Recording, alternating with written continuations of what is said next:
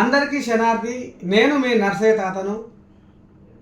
ఒక సామాన్య గొర్రెల కాపరిగా నా కట్టు బొట్టు ఈ సాంప్రదాయాన్ని ఒక తెలంగాణ కళాకారుడిగా బతికించుకుంటూ నేను ప్రజల ప్రాణాలను కాపాడే ఒక పాటగాడిగా మీ ముందుకు వస్తూ ఇవాళ ఒక జర్నలిస్టుగా ప్రజల సమస్యల కోసం పోరాడుతూ సమాజ సేవలో నేను కూడా జనాలకు అండదండగా ఉంటున్నా. ఇదంతా మీ అందరికీ ఈ మధ్యకాలంలో బిగ్ బాస్ అగ్ని పరీక్ష దాకా పోయిన నన్ను ఒక పాటగాడిగా ఒక రైతు పాట, ఒక తెలుగు భాష పాట గొప్పతనాన్ని పాడి వినిపించి అక్కడ అంటే ఈ పాటతోటి గుంటూరు జిల్లా వేమూరు మండలం చెంచయ్య అనే ఒక మనిషి బతికిండు అని చెప్పడమే,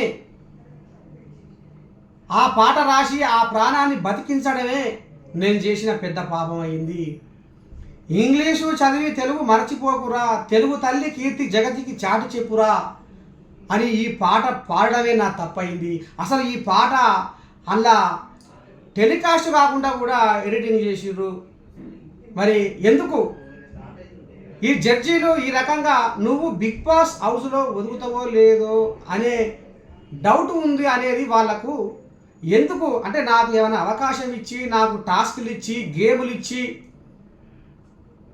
నీలో ఇంకా ఏమేం ప్రతిభ ఉన్నదని వెలికి తీయకుండా అడగకుండా ఏది ఇది చేయకుండా మీరు ఎట్లా నన్ను రిజెక్ట్ చేస్తారు?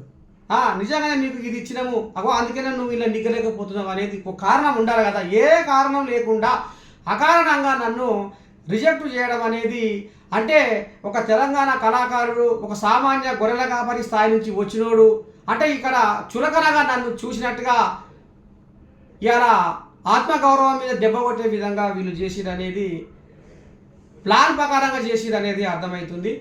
మరి అక్కడ నాగార్జున గారు ఉంటే నిజంగా ఆయన ఆలోచన చేసేవాడేమో అనిపించింది.